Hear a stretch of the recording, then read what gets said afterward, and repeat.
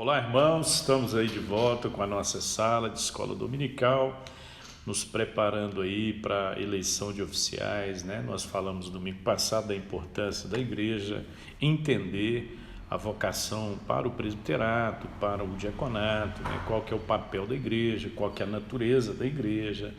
Nós falamos dos símbolos de fé da igreja presbiteriana, né? Que é o nosso caso, e falamos também que presbíteros não são apenas líderes da igreja presbiteriana, né? A igreja traz o nome presbítero por conta da sua forma de governo, mas tantas igrejas, né, comunidades, igrejas como a Assembleia de Deus, igreja metodista, enfim, várias igrejas têm também seus presbíteros que têm a sua função na igreja, embora o governo seja de maneira diferente.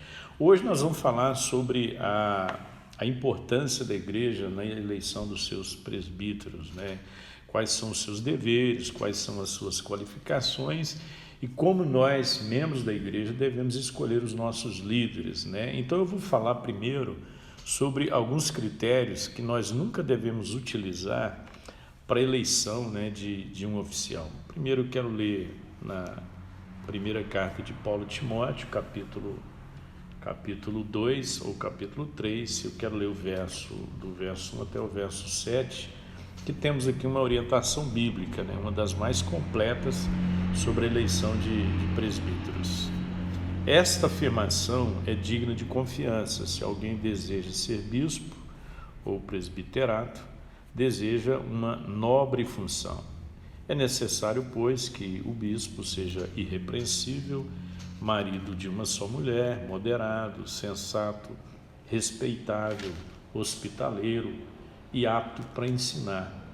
Não deve ser apegado ao vinho, nem violento, mas sim amável, pacífico e não apegado ao dinheiro. Ele deve governar bem a sua própria casa, tendo os filhos sujeitos a ele com toda dignidade. Pois se alguém não sabe governar sua própria família, não poderá cuidar da igreja de Deus. Não pode ser recém-convertido, para que não se ensoberbeça e caia na mesma condenação em que caiu o diabo. Também deve ter boa reputação perante os de fora, para que não caia em descrédito nem na cilada do diabo. Então nós vamos falar nessa introdução hoje o que nós nunca devemos usar como um critério na eleição de presbíteros. Primeiro é simpatia, né? Eu acho fulano de tal muito simpático, tal, então eu vou elegê-lo, né? Esse não é um critério que nós devemos adotar para a eleição de um presbítero na igreja. Outra coisa é o interesse, né? Já falamos aqui, domingo passado, que o presbítero, na forma de governo da igreja presbiteriana, ele é um representante do povo, né? Então ele não está lá para defender os seus direitos, né? Ele está lá para representar as necessidades, as reivindicações, né, da igreja como um todo. Então você nunca deve escolher uma pessoa pensando em alguém que vai corresponder aos seus interesses pessoais. Faixa etária, que hoje também é um grande problema, né? Vamos eleger um cara novo, porque aí a gente vai ter um sangue novo lá na liderança do conselho, ou vamos eleger um velho porque ele tem mais experiência, tal. Então a faixa etária também não é um critério para você utilizar na escolha. Outra influência, né? Porque às vezes alguém me pediu para votar nele e tal, eu falei para ele que vou votar, então eu vou votar por conta dessa influência. Outra forma de escolher errada é por conta de família, né? Ele é de uma família renomada na igreja, que tem uma tradição na igreja. É muito importante as famílias, né, que têm seus renomes, as famílias tradicionais na igreja, mas você nunca deve escolher um oficial para o presbiterato ou para o diaconato pensando nisso. E último, desinteresse, né? Qualquer um serve, deixa eu ver, quem que você vai votar? Tá bom, então completamente desinteressado. Então, falando sobre essas formas, esses critérios errados, né, que nós não devemos adotar, vamos falar hoje sobre duas coisas. Primeiro, sobre os deveres do presbítero, né? Muita gente muita gente se perde, né, exatamente no que é o dever do presbítero. E acho que o presbítero tem que estar envolvido em todas as coisas, né, da igreja, e não é bem assim, né? Ninguém tem tempo, né, condições para se envolver com tudo, né? Então as pessoas acham que por ele ser presbítero, qualquer coisa que tiver que fazer na igreja, o presbítero tem que fazer, qualquer atividade o presbítero tem que estar lá primeiro, então ninguém dá conta disso, né? Existem tarefas específicas, né? São basicamente 3 tarefas do presbítero, né? A primeira é apacentar a igreja. Então o papel do presbítero é alimentar o rebanho, né? Através da exposição das escrituras, através do ensino da palavra, e esse apacentar, né? Há uma referência lá na carta de Pedro, no capítulo 5, mostrando como que o presbítero pastoreia, né? Não é por sorte da ganância, não é como dominador do rebanho, né? Mas como modelo. Então, alguém que serve, alguém que ensina através da vida, né? Então, ele apacenta a igreja. Ele é um líder da igreja local, né? Tem 2 esferas de atuação do presbítero. Uma é o governo e a outra é o ensino. Nós vamos falar sobre isso mais na frente, mas fique com isso aí na sua cabeça. Na liderança da igreja, ele trabalha nessas 2 esferas, então, que é de governar e de ensinar. E o terceiro é ungir os enfermos, né? Diz lá em Tiago 5,14, está alguém entre vós doente, chame os presbíteros da igreja e orem sobre ele, ungindo com óleo em nome do Senhor Jesus. É interessante essa prática da igreja primitiva, né?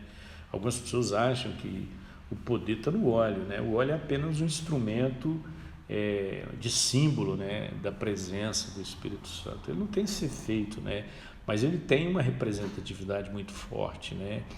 E o óleo, a unção do óleo era uma maneira dos presbíteros estarem junto com o povo, né? Não tem como você ungir alguém à distância, né? Então, na verdade, esse ofício, né, do presbítero, quando fala de orar com o povo, ungir com óleo, está falando dessa presença, quando a ovelha mais necessita dele, né? Então, muitas pessoas não utilizam os presbíteros nessa hora. Não é comum você ligar para um presbítero e pedir para ele ir na sua casa. Isso é uma tarefa mais praticada pelos pastores, mas ela é uma tarefa dos presbíteros. É isso que Tiago está dizendo aqui. Então, chame os presbíteros, né? Então, agora falando sobre os deveres, né, e falando sobre critérios que nós não devemos usar, vamos falar das qualificações que Paulo mostra para Timóteo a respeito da escolha dos presbíteros. Tem 15 qualificações, é muito interessante, porque dessas 15 qualificações, apenas uma está relacionada com essa habilidade de ensinar. As demais têm a ver com caráter, tem a ver com piedade, tem a ver com testemunho, né? Com vida moral. Apenas uma tem a ver com ensino, né? Então, não é a coisa mais essencial. Deixa eu ver aqui quem é bom para ensinar, para eleger para presbítero. Não, tem presbíteros que não conseguem, não tem essa facilidade de expor as escrituras, mas tem todas as outras qualificações e também alguém que ensina com a própria vida, né? Porque o melhor ensino, né, lá o slogan da Escola Batista, o melhor ensino é o exemplo. Então, são pessoas que ensinam através da vida, né? Então, essas qualificações, elas estão relacionadas com áreas muito bem específicas, né? E nós vamos falar de 6 áreas aqui que Paulo estabelece. A primeira é a área familiar, muito importante, irmãos. É muito importante quando você vai eleger alguém para ser líder, principalmente presbítero, você ter um conhecimento prévio de como é a família dele, né? Essa área familiar envolve 2 pontos. Primeiro ponto, ele diz, é necessário, portanto, que o presbítero seja esposo de uma só mulher. Bom, o que isso não significa? Primeiro, que uma pessoa solteira esteja impedida de exercer o presbiterato. Bom, você está falando que ele tem que ser marido, então ele precisa ser casado. Não necessariamente, né? Você pode ter alguém solteiro que tem testemunho de vida e ele está apto para ser eleito um presbítero da igreja. Segundo, não representa que não pode ser viúvo, né? O cara ficou viúvo ou descasado e aí casou de novo, então ele já foi marido de uma segunda mulher. ele também não pode ser presbítero. Também não quer dizer isso, né? As pessoas podem ter passado por uma experiência de divórcio, e se ela foi a vítima, né? Como diz a Bíblia, alguém foi abandonada, foi traída, então ela está completamente preparada para um outro relacionamento. Então o que Paulo está falando aqui? Está falando de poligamia e adúltero, né? Um homem de uma só mulher é um homem que não é polígamo, né? Não é muito da nossa prática, da nossa cultura brasileira, mas é muito comum as pessoas serem adúlteras, né? Estão frequentando a igreja e são adúlteras. Então ele está dizendo marido de uma só mulher, nesse sentido aí. Então essa é a primeira coisa relacionada com a área familiar. A segunda, ele deve liderar muito bem a sua casa. Isso é fundamental, irmãos. O verso 4 e 5 diz: e que governe bem a sua própria casa, criando os filhos sob disciplina, com todo respeito. Pois se alguém não sabe governar a sua própria casa, como ele cuidará da igreja de Deus? Então, alguns homens, eles têm uma família desgovernada, né, desorganizada. Então, ele não conseguiu governar a casa dele. Então, na hora de assumir o presbiterato, ele vai governar uma igreja, né? Então, é importante que o presbítero ele tenha como primeiro rebanho dele a sua própria casa, a sua família, né? É óbvio que você pode criar seus filhos, né, trazendo-os à igreja, dando testemunho para os seus filhos, e chegar um dado momento da vida deles, eles fazerem uma opção e não quererem saber do evangelho, e os pais não têm uma responsabilidade sobre essa escolha. Mas é muito importante que o testemunho do pai familiar seja exemplar, né? Que a igreja veja no candidato que ela vai escolher alguém que tenha os filhos criados no temor do Senhor, porque fica muito difícil para ele disciplinar os filhos de outros crentes se a casa dele está em desordem. Então essa é a primeira área familiar. A segunda área que Paulo coloca para Timóteo é a área financeira, né? O presbítero ele não pode ser um homem avarento, né? Ele diz não apegado ao dinheiro. Isso é avareza, né? Tem muita gente que é avarenta, né? Que só pensa em dinheiro, né? Ama mais o lucro do que Deus, né? Não tem tempo para as coisas de Deus, porque passa a vida correndo atrás de dinheiro, quer ganhar dinheiro, quer ficar rico, né? Então essa pessoa ela não está apta para o presbiterato, né? O ministério tem que ser mais importante, embora todos nós temos que trabalhar, temos os nossos compromissos, mas não é disso que Paulo está falando, ele está falando de um apego realmente ao dinheiro. Ele fala de uma terceira área, que é a área dos relacionamentos interpessoais. E aí destaca-se aqui 4 coisas. A primeira, ele diz que o presbítero não pode ser violento, né? O presbítero tem que ser um homem manso, né? O presbítero não pode agredir as pessoas com palavras, com atitudes, né? Então você tem que estar muito atento a isso, né? Isso não combina com um homem que Deus chama para cuidar da vida espiritual da igreja. Então ele não pode ser essa pessoa violenta, ele tem que tratar as pessoas com doçura e com graça, né? Então as pessoas, quando elas estão vivendo os seus conflitos, é para os presbíteros que elas vão correr na hora das suas aflições. Ele diz que o presbítero deve ser cordato, né? A palavra cordato é a mesma das bem-aventuranças para pacificador, né? O homem da paz, né? Um homem que é coerente, né? A fala dela é uma fala pacificadora, né? Ele está aí construindo pontes e não cavando abismos, né? Algumas pessoas elas têm uma facilidade muito grande de brigar, de atrair briga. Isso não é um homem qualificado para o presbiterato, né? Alguém que não espalha boatos, alguém que é reconciliador, né? Isso é um grande problema hoje, né? Dá uma olhada no WhatsApp, você vai ver pessoas lá que ficam o dia todo no WhatsApp falando do governo, falando mal umas das outras. Isso não serve para ser líder na igreja, né, irmãos? Isso não combina com o presbiterato. Ele é um homem da reconciliação. Terceiro, Paulo diz que ele é inimigo de contendas, né? Além dele ser cordato, verso 3, inimigo de contenda. Então, não basta um presbítero não criar contendas, ele precisa também ser passivo, né? O pacificador, né? Diante dessas contendas. Ele é um homem engajado na paz, né? As suas palavras e as suas atitudes, elas são cuidadosamente pensadas, né? Isso é um homem não dado a contenda. O presbítero precisa ser hospitaleiro. Isso aqui é muito interessante, viu, irmãos? Hoje, claro, a cultura mudou muito, né? Mas a gente lembra na época dos intercâmbios, né? Nós tivemos aqui os módulos, né, da igreja em célula, e aí a gente saía, quem pode hospedar alguém e tal, e era uma dificuldade, né? Presbítero não, presbítero é alguém que tem essa facilidade para ser hospitaleiro, né? Paulo está dizendo aqui, hospitaleiro, verso 2. Um homem que tem o coração aberto, um homem que tem o bolso aberto, um homem que tem a sua casa aberta, né? A nossa casa, irmãos, ela é para servir, né? Homens da liderança, homem do presbiterato é um homem que tem essa característica aí, hospitaleira. Quarta área é a área da reputação pessoal, né? E aí ele fala de duas virtudes. Primeiro ele diz que ele precisa ser irrepreensível, né? Repreensível, verso 2. É necessário, portanto, que o presbítero seja irrepreensível. O que é uma pessoa irrepreensível, irmãos? Não é uma pessoa que não falha, não é uma pessoa perfeita. Ele está falando de uma pessoa coerente, né? Eu tenho meus defeitos, mas eu sou uma pessoa coerente. A minha vida no lar, a minha vida na igreja, na sociedade, no trabalho é a mesma, né? Eu não tenho uma vida dupla, né? Eu tenho uma vida só. Aquilo que eu sou na igreja, eu sou na minha casa, né? Eu sou no meu local de trabalho. Então é nesse sentido que esse homem ele é irrepreensível, né?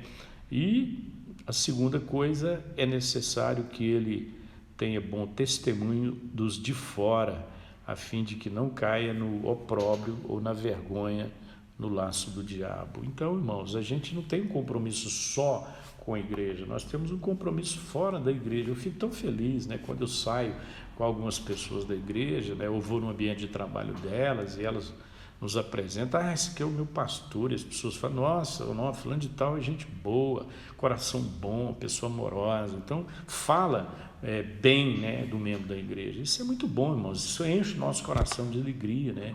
Porque muitas vezes também a gente escuta falando mal, né, dos membros da igreja, que dão trabalho no lugar, não dão bom testemunho, né? Então, esse homem que você vai escolher para ser líder na igreja tem que ser alguém que tem um bom testemunho dos de fora. Agora ele fala da área do domínio próprio, né? Que isso não é fácil, né, irmãos? E percebe que Paulo vai trabalhando todas as áreas da nossa vida, né? E aí ele chega aqui e fala de 4 virtudes nessa área do domínio próprio. Primeiro é temperante. A temperança tem a ver com o domínio dos seus impulsos, tanto na área sexual como na área do alcoolismo, né? Que ele trabalha muito isso aqui para Timóteo, né? Então, alguém que tenha uma vida temperada, né? Alguém que seja temperante. E a palavra sóbrio, né? A palavra sóbrio significa uma pessoa prudente, uma pessoa sensata, uma pessoa que tem disciplina, né? Se você vê uma pessoa indisciplinada, não está pronta para ser líder, né? Mas ela tem uma vida de disciplina, né? Está falando aqui dos seus gostos, dos seus hábitos físicos, mentais e morais. E a terceira característica ou virtude é modesto, né? Alguém que não é vaidoso, né? Dado à soberba. Toma cuidado, né? Tem muita gente sendo dominada pela soberba, e ele diz que foi exatamente isso que fez Satanás cair, né? A vaidade. A gente pode ter desejo, né, de crescer, e é bom que tenha mesmo, mas cuidado para você não ter um coração vaidoso.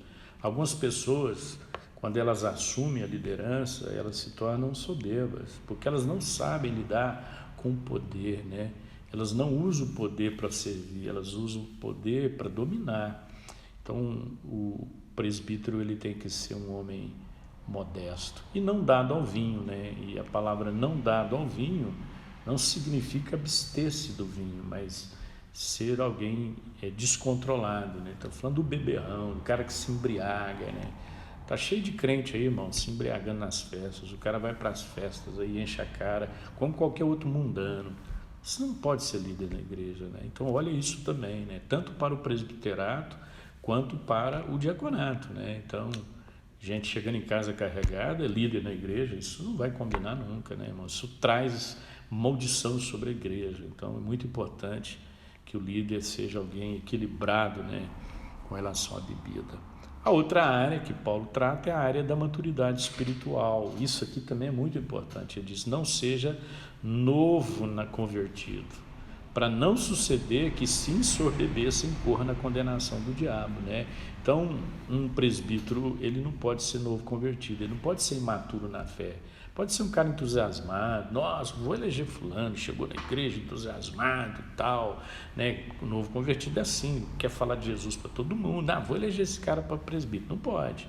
Hoje, né, para alguém ser eleito presbítero na igreja, ele tem que ter, no mínimo, ele tem que ter 1 ano de membresia na igreja local, né? Tem que ter um mínimo 1 ano de membresia na igreja local para ser presbítero. Agora ele precisa ter 3 anos no mínimo de convertido, se ele vier de outra igreja presbiteriana, para ele poder ser eleito. Então não pode ser um neófito, né? Alguém que de fato tenha maturidade, porque a imaturidade é essa porta escancarada para a soberba e para a queda. E na área pedagógica, por último, que ele coloca apto para ensinar. Então, um homem presbítero é alguém que se afadiga na palavra, né, no ensino. E alguém que ensina tanto pela palavra como pelo exemplo. Então, essas são as qualificações para o presbiterato. Próxima semana nós vamos falar das qualificações para o diaconato, né? E é muito importante que você atente muito sobre isso. Agora, se você tem alguém que você imagina e tem dúvida, você pode procurar alguém que conheça melhor aquela pessoa, você pode sondar a pessoa, né? É um direito e um dever que você tem, né? Mas vamos aproveitar esse ano que nós vamos eleger oficiais, vamos fazer isso com muito critério, tá, irmãos? Né? Todos os nossos presbíteros e os nossos diáconos que estão na ativa, eles são automaticamente candidatos, né? E você pode reelegê-los e você pode, se quiser, sugerir outros nomes, tá bom? Mas ore sobre isso, né? A vida da igreja, a saúde da igreja, ela depende de uma boa liderança, né? Que Deus nos abençoe, nos ajude, e você pode pegar esse material e pode passar para outras pessoas também, né? Muita gente da igreja entrou, né, na nossa primeira aula, mas muita gente não fez isso, né? E tá aí o material, muito bom material, para você poder utilizar, tá bom? Então, aguardo você aí na próxima semana e vamos falar sobre as qualificações para o diaconato. E a última aula não tem nada a ver com o presbiterato, o diaconato, nós vamos dar uma palavra sobre a liderança da igreja em geral e o papel dos liderados, né? Qual é o seu papel como liderado? Como me submeter às lideranças, né? Como honrar minha liderança, tá bom? Então, que Deus nos abençoe e nos ajude.